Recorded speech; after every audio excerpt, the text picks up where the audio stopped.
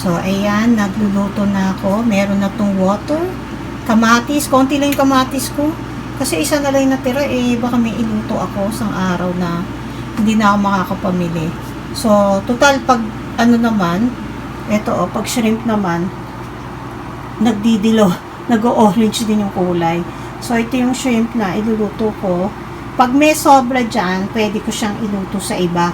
Yung shrimp lang, nilalagyan ko ba ng bagoong. Kasi meron ako, yan, pinakukuluan ko yan. Tsaka yung may tira pa akong, ito kasi yung ilalagay sa sinigang. Tapos meron pa akong mustard. Fresh mustard leaves. Ito ay sasama ko rin dun sa para kung isang araw ay yung may bagoong. Tapos kung may tira dito, pwede siyang ihalo dito sa dish na to. Yun. Actually, meron pa kaming tirang yung chicken. Fried chicken kanina, chicken wings. So, idadagdag ko na lang yon kasi ito hanggang bukas na to baon. Tsaka lunch namin.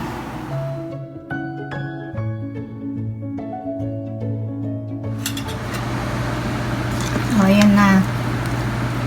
Hindi nga siya masyadong naging kasi nga kulang ang kamatis, pero masarap yan. Promise. Tapos buti naalala ko, dadagdag ko to, yung sweet mustard, yung mustasa. Sweet, pero alam nyo ba ito? Mapait-pait. Sarap niyan. Tapos iniinit ko na yung natira naming chicken. Patayin na natin.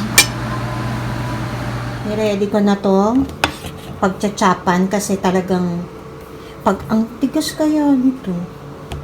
Nire-ready ko na yan kasi papa-slice ko kay husband ng 4 yan mamaya. Ayan, nakita niya, natutulog pa nga ito kaso pag ganyan minsan dahan-dahan. Diba, antigos. Minsan may grocery na nagsisell ng kalahati lang, 1/4. Pag ganun yun ang binibili ko. Kasi hindi ko naman nauubos din lahat. Although tinan nyo, diba? Ang konti lang ng matitira. Pero syempre, kung dalawa lang kasi kami, hahaluan ko pa to ng ibang gulay. Ano nga bang gulay? Kakalimutan ko. May ampalaya ako. Lalagyan ko tsaka talong siguro. Eto na pala, inislice ko na lahat ng kalabasa kasi naisip ko, iluto ko na lahat to with the ampalaya. Isa lang yung ampalaya ko. Kasi hindi ko nalagyan ng talong para hindi yung masyadong madami. Nagluluto na pala ako. Ito yung kagabi na dapat kong iluluto. Yung kalabasa. Ngayon ko lang gagawin kasi sumama pakiramdam ko kahapon. Ito na ako. Nakaboil na yung ampalaya ko. Naprito na rin ako ng pork belly na konti. Pangsahog. Tapos meron akong bagoong konting gata. Tapos ito yung Okay. Yun lang. Medyo busy po ako ngayon kaya at saka, hindi pa rin ako ganong okay. So, tapusin ko lang itong lutuin ko. Ayan, nalagay ko na rin yung bagoong. Actually, yung bagong na yan, ginisa ko na yan dati pa. Kasi para pagkailangan ko, kinukuha na lang ako. Excuse me po uli. Yan, nilagyan ko lang siyang water. Yan, pagkailangan ko ng bagoong, kumukuha na lang ako dun sa fridge. Pero ginisa na yon kasi ayoko ng straight from the bote. Pero okay na yung sa bote kasi luto na naman yun. Lumutong yung aking yun. Tapos ilalagay ko na lagay na nga natin ulit itong pork. Kasi para lutong-luto. Hindi ko kasi alam kung okay na yan. Nagmamadali lang talaga.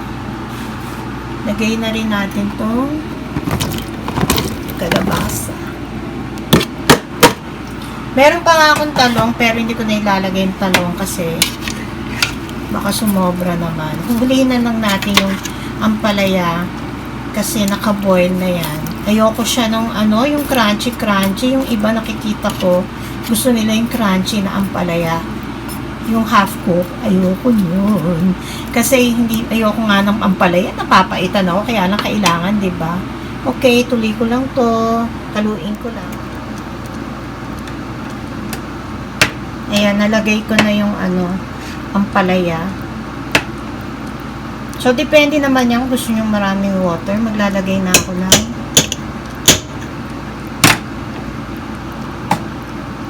coconut cream. So, depende yan kung gusto nyo maglagay nito o hindi.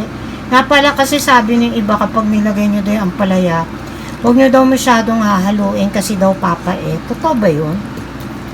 Hindi ko nga masyadong hinalo. Pero ngayon, hahaluin ko kasi may gata. Yun. So, tapusin ko lang to. At ako'y may mga gagawin pa. Dinagdagan ko siya ng gata kasi konti na lang natira dun sa lata. So, tatago ko pa ba? Lagay ko na. Tapos, nilagyan kong patis. Yung maliit na sili, labuyo. Tapos, paminta. Yan. Masarap din yan yung may sabaw-sabaw. Kasi yung sa kanin, pwede mo iulam na yan. Talaga, yung sabaw lang. Okay. So, pakuluin ko pa to. Pero, ayos-ayos na to. Yan. Tapos na akong magluto. Maaga pa nga kasi. Dahil, tinawagan ko yung doktor ko kanina. Kwento ko lang yung nangyari kagabi. Kaya lalong sumama yung pakiramdam ko. Kasi, di ba nga sabi ko, antay ako na antay. Inaantay ko yung tawag ng doktor ko. So, dahil phone consultation, minsan mas matagal ka mag-aantay. Pero nag-antay ako talaga. Nasa harap na nga yung phone ko. Nasa harap yung tablet ko kasi may mga notes ako doon. Yung sa mga symptoms na nararamdaman ko. May papel pa ako. May ballpen ako. Basta kompleto. At nandun na nga ako sa labas kasi parang nakaupo ka ba talaga. Tas may table ka. So, nakabukas yung phone ko para makita ko. Sabi ko, baka mami hindi ko marinig.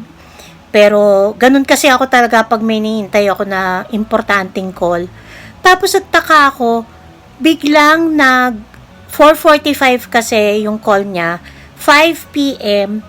biglang nakita ko yung voicemail ko, yung nagkulay. Sabi ko, ba't voicemail? Tinignan ko. Naku, hindi naman nag-ring.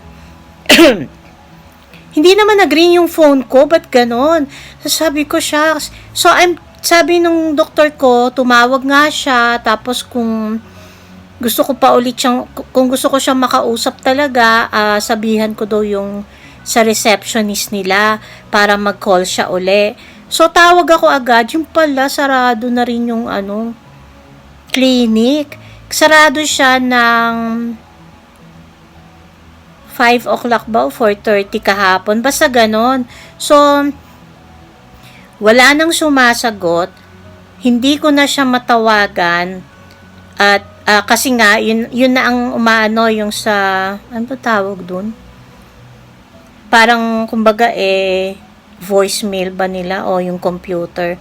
So, ayun. So, na-stress talaga ako kasi kailangan ko siyang tawagan. Alam nyo ba, naiyak pa ako. Kasi na-frustrate ako. Yung tagal mo inintay, tas ganun lang. Sagtataka ako, bakit ganun nangyari. Chinek ko yung, kasi bigla ako naalala yung isa kong doktor, ganun din nangyayari. Sabi ko, bakit hindi ako nakaka-receive, hindi nagri-ring yung phone. So, chinek ko yung so medyo nagduda na ako. Chinek ko yung yung contact niya, sa phone ko, naka-block pala. Ewan ko ba kung bakit naka-block yun. Nagba-block kasi ako minsan ng number kapag, halimbawa yung nagre-ring, alam nyo marami di bang tumatawag na scammer o kaya yung mga nagbebenta-benta lang. So, kapag mga iba yung salita, usually kapag yung Chinese yung nagsasalita, ibig sabihin, di naman talaga mo, ano yun, 'di ba? Di mo naiintindihan yung sinasabi niya, binablock ko yon. Pero ito, parang wala naman akong na ano na, binlock ko talaga sila.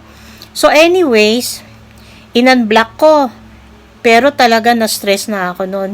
Inatake nga ako ng hika sa stress ko. Nahirapan akong huminga. Hindi na nag-overtime si husband umuwi dito. Pero nakalma ko na yung sarili ko. Pero tapos na, hinika na ako talaga. Ayun. So kanina, 8:30 tumatawag ako sa kanila. Anak ko, 8:30 ah. Nakalagay kasi doon 8:30 yung start. Abay, walang sumasagot. Nung bandang 9 o'clock na, nag-iba na yung ano nila, yung nagsasalita. Nakalagay doon is open sila ng 9 o'clock. Huh? 9 o'clock? Kanina 8:30. Anyways, ayun, may nakausap na ako.